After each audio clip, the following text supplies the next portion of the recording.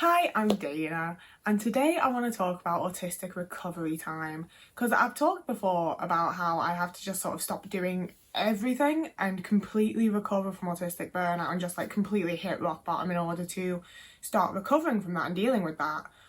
But as an autistic person, there's also lots and lots of little things in just my day-to-day life, in just being alive, that I have to take recovery time from because otherwise I'm just pushing myself closer and closer and closer to the big full burnout where I can't do a single thing. So for the last, maybe 3 years, for the last good little while, I've consistently, I may as well just show you to be fair, in various different books and notebooks, this is the most recent one, oh, that's not a very good page to show. I just do this, like it's not even really a to-do list because it's not what I have coming up, it's what I have done in the day, and that's just how I keep track of what I've gotten up to and what my days look like, essentially, what my routine is, what I actually do in a day. So every morning I get up and I write down the things that I do absolutely need to do that day, but for the most part I just fill it in as I go to keep up with myself.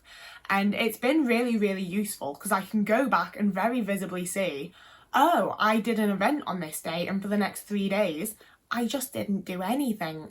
And during those 3 days, I will have felt awful about myself. I will have been like, oh my god, I'm so lazy, I'm so pathetic, like why can't I just be a little bit motivated, like do something bitch, be productive. Like I will have really annoyed myself during that time. But in keeping these notebooks and paying more attention to what I've done, it's very much a case of I have to recover from things, whether I want to or not. I cannot do multiple events in a row. Like, things like that, like, I really wish that I could, you know, there's a lot of times that I plan to have multiple things happen in a row, and, like, I ended up not doing an event that I'd bought a ticket for last night because I'm more excited for the event that I have planned tonight. And last Friday was Thanksgiving, and my best friend's American and had recently met another American that's in the UK, so we went to Thanksgiving, and I met a few new people, and it's one of the things where, like, it was a really, really nice night. Like, it's been a very long time since I've sat down and had that, like, family meal sort of vibe. Like, it was really, really lovely, and it really, like, that's the thing, is even when it feels like I'm having social interactions that are recharging my battery and, like, filling my soul, you know, it's like the good moments of human connection where it's just really fucking nice and it feels good and I really enjoy it. So it doesn't feel like it should need to be something that I recover from because, like, I had a good time, I liked it, I actively enjoyed being there. And I'll give that I do think some of it's my anxiety. I don't think that, like, not every autistic person is like me anyway, but I also just, you know, I know full well that not every autistic person is having weird meltdowns or, like, weird anxiety, adrenaline, shaky things after events that they've enjoyed. But that's what I experience, you know. I not only have, like, the thing I've enjoyed that's tired me out, I then also have the 2, 3, 4, 5, 6 hours when I get home where I physically can't stop shaking and it feels like my entire body is the most tense that it's ever been and I can't relax a muscle whatsoever. Or I have the full, like, crying, can't breathe, snot, like, just gross. The thing that people look at and see as a tantrum in autistic kids is what I have always had and continue to have after events a lot of the time, especially ones if I start overthinking them and feel like they didn't go well, you know? Like, I think I've gotten lucky lately and a lot of the, like, social events have gone well. Like, it's just been a nice time. I haven't had the moments that I'm looking back on and being like, oh my god, why did I do that? Why did I say that? Why am I like this? And that does definitely shorten the recovery time. But I wanted it to mean that I don't need any, you know? I wanted it to be, if things go badly, I need recovery time because they went badly. I'm having to process that and deal with the emotions that it brings up and everything. If it goes well, I should be fine to just do the next thing that might go well that I'll enjoy, you know? And I can't. And I think it's one of the more difficult things that I've had to deal with on, like, my autistic journey per se. Because most things I'm very, like, I'll accommodate, you know? Like, I'll find some accommodation and we'll work around it and I'll just deal with it.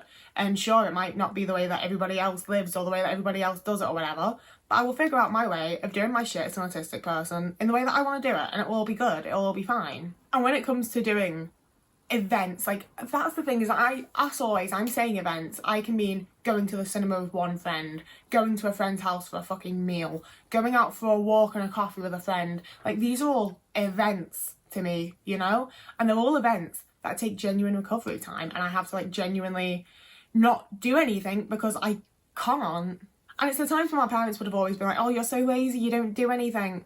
And it's like, I just can't. And the more that I'm trying to push myself through things and the older that I get, the harder it gets as well. Because like for high school, I was in high school 5 days a week, obviously, and then I also went to a drama school on a Saturday that I had to travel like an hour and a half to get to, and an hour and a half to get home from. So that was, again, like my full day was gone on that. And it was, you know, as much as I enjoyed it, it was still learning and being taught and going to school, essentially. It was just for the thing that I actually liked. And now I'm at a point at 27 years old where I'm like, oh, I have a doctor's appointment on that day, so I can't do anything fun the next day because I need to recover from my doctor's appointment.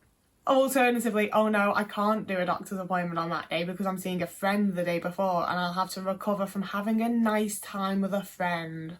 You know, it's the kind of thing that the like uneducated, hasn't grasped it yet, ableist part of my brain is like, oh my god, fucking grow up and deal with it. And like, I can't grow up and deal with it because it's part of being autistic for me. I can't change that. You know, as much as I can find ways to accommodate to it, I do. At the minute, the only accommodation that I'm finding is being nice to myself and taking the recovery time and actually, you know, planning things and organising my life in a way where like every other day I get to just relax and not do anything. And even doing it like that, I was going to say a stressful few months. I've had such a stressful fucking year for the most part that I feel like I need like 2 months of just scrolling TikTok and sitting around, you know? Like, I feel like like, I'll give that some of it is definitely that I am pushing away at a full burnout. Because the thing is, I can't afford to go through it. Like, financially, physically, mentally, emotionally, I can't afford to go through another burnout phase at this point right now. But the upside to that is, if it's really an upside, is that I do think that the reason I'm pushing away that burnout and not in it right now and not having a really, really awful time of things right now is because I have massively learned to be kinder to myself and take that recovery time and try to actually, you know, look after myself on the day to day and not just wait for it to get really, really bad and be like, shit, I'd better have a bubble bath and put on a face mask and eat a meal.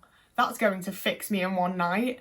You know, like, I ate lunch before I started filming this video, and yeah, it was just a bagel with some fucking butter and vegan feta cheese stuff. But, you know, like, just making the very small decisions in the day-to-day to care for myself. And sometimes that does mean doing a little bit more than I really want to, like making a bagel. But I do think that on the whole, it's the things like that that's keeping me from slipping into, like, a full-on burnout and being able to somewhat, like, recover and deal with myself and, like, actually healthily stave off the burnout instead of just pushing it away and not thinking about it, you know? Sort of, like, healthily doing the little things that I can to keep my sanity and keep myself going before it gets horribly bad. And there is a very large part of me that's absolutely terrified that I am just going to slip back into a full-on burnout anyway. And you'll know if that happens because I will just stop posting videos. Who knows for how long for. And that's the thing as well, is that the other times that I've slipped into burnout, my responsibilities were very isolated to me. And not that, like, YouTube's a responsibility, but, you know, like other times that I've gotten burnt out, it's just been, you know, the people living in the house with me that are like, you haven't done your dishes. And I'm like, yeah, I know, because I'm struggling to keep myself alive, my guy. See, I started going off on a whole, like, different point there and then realised that I was essentially talking bollocks. Because the thing is, I haven't been able to have an actual period of burnout since I was, like, 19. It wasn't that long after my dad died, and my dad died, I would have been 18. My dad died just after my 18th birthday. So I would have been 18, and I just couldn't fucking do anything, man. Like, I don't know what I did with my time. I spent a hell of a lot of it playing Skyrim for, like, some of it, and a whole bunch of it I just sat in my room. Like, I literally don't know what I was doing. I was just trying to exist for long enough to get out of it or whatever. Like, I don't fucking know. And the partner that I had at the time absolutely hated me for it. You know, like, he didn't like me an awful lot of the best of the time. So when I wasn't cooking his dinner and washing his clothes and whatever else, he definitely didn't fucking like me. So he made everything so much harder for me, and I absolutely hit rock bottom. And that was where I was like, well, it's only gonna get fucking worse. And I let it get worse, and it got really fucking bad. And then I had energy again, and I couldn't live like that anymore, and it was time for change. So since then, there's been, like, a massive fear of not only burnout, but also the way that people react to me when I'm in burnout, and the way people act as though I'm so lazy and so useless, and there's no reason for me to exist as a person if I'm not able to provide and do things for other people. And I think in not having a partner, not having a housemate that's going to go off at me and be absolutely horrible, not having somebody in my life that's going to abuse me for the first time is very like, there's just a whole bunch of pressure around it that's been removed in that area that I feel like I've then moved on to like YouTube and my internet presence and been like, this is the important thing that I have to keep up and that is my responsibility and it's my thing to do, you know? And on the one hand, I do think that's a good thing because it gives me drive, it gives me motivation, it's something that I enjoy, it's something I'm passionate about, blah, blah, blah. But on the other hand of that is that, you know, like, I've had 2 days where literally all I've done is scoop my cat's litter trays and wash the dishes. I've had 2 days of that. I would have really liked today to be a third day of that. I don't want to film this video. I don't want to edit this video. I don't want to post this video. But I think that's what I'm getting at, is I've found these little healthy things that bring genuine joy to my life that also, you know, don't take up too much energy. Do feel like there's something I can do while still recovering, while still dealing with myself and like processing stuff. And especially like these types of videos where I definitely have some realizations about myself and how I'm coping and how I'm dealing with things and can then like further adjust and actually figure things out, you know? Like I feel like so much of my issue across my life has been that I just didn't know what the fuck was going on with me. You know, like I can't tell you how many doctors I've gone to with like these lists of symptoms and been like, what is it? What am I? Like what's happening? What's going on? And obviously getting my autism diagnosis was a massive step forward towards that and figuring it out and being able to be so much more, not necessarily self-aware, but just aware of what the fuck is happening with myself, you know? Like, it's all very well being self-aware and knowing what you're doing and how you feel about things or whatever. Knowing actually how to deal with that and how to, like, manage it and stuff is a completely different fucking ballpark.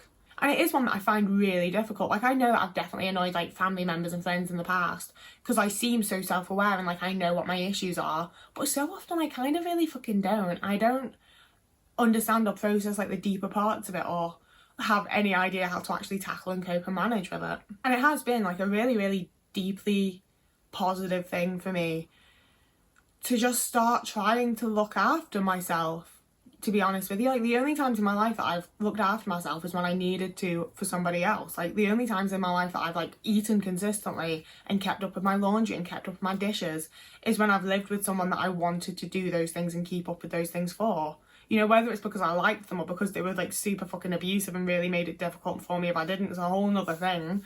That's what I did. That's the person that I am. And just getting to actually try to do those things for myself because I deserve to be looked after and cared for and I'm the only bitch that's going to do it has been really, really a good thing for me. Definitely a lot healthier than I used to be and definitely like, it feels like a bit of like a Pokemon evolution, you know, like we're not stepping back from this one. Like this is a new version, a new era. It's a good thing. But yeah, I need to figure out a title for this video that doesn't make it seem like I'm telling y'all, like, here's how to recover from burnout, because that's definitely not this. This is meant to be more of a, like, we all have to figure out our own ways of doing shit and figuring out not only how to recover from burnout, but just how to recover from day-to-day life as an autistic person is a massive thing for me. Just getting through the things that we need to do and the things that we want to do and the things that are supposed to be fun and being able to be like happy and healthy following them is the big thing for me, I think. You know, I could definitely do like a video of like, here's the ways that I recover if that's what you want, because I am finding like lots of new little things and little hobbies and just little bits that make me feel good and make my life feel a lot easier and nicer than it has to be, you know? So like if you want that video, I will. That would be fun. Let me know. But for now, like that is the end of this video. Like Sunday's videos are meant to be a bit more like rambly and a bit, I reckon, I think, you know? So that's what this has been. I hope you like it to some degree. I hope it's been useful to somebody. As always, I'm pretty sure that liking the video helps me in the algorithm, so if you wanted to give it a thumbs up, that would be very, very cool. If you wanted to subscribe, I love that we've got this like little corner of the internet where it feels like everyone's really nice and really tries to understand each other and like we can all like relate a lot to each other. So if you want to like join in on that, you can subscribe and that'd be nice. You don't have to. Further things you don't have to do, I also have TikTok and Instagram. If me posting here on Tuesdays, Thursdays and Sundays isn't enough and you want more content from me, I haven't been posting in either of those places particularly regularly, but I have all the best intentions in the world, as always. Along with my fucking Patreon, like always. It's the 1st of December, so frankly, I'm too fucking late to be making you and sending you Christmas cards. maybe some sort of New Year thing. I really do want to like physically, for the people on Patreon that want to physically send something out to you guys, even if it ends up just being like a fucking handwritten note of like, thank you, I really appreciate having you around. It's like, I just really fucking do appreciate my Patreons, and I really don't do enough to show you guys that. So even if it has to be like a New Year, New Me thing, I'm going to. So if you wanted to join me over on Patreon, it's a great way to give me a little bit of extra support, and you get content early, and at some point I will act like I actually care about you guys, because I deeply, deeply do. If you wanted to donate just a one-time thing, you can do that over on Ko-fi, but there's not any pressure for either of them. The whole point of this content is that it's free. Like, that's why I post it on YouTube. I'd post it somewhere you had to pay for it if I wanted you to pay for it, but I don't. It's fine, it's for free. I just want you to enjoy it, and I want to stop talking. So whoever you are and wherever you are, I hope you're having a lovely morning, evening, day, afternoon, week, month, year, and I will see you again in a couple of days.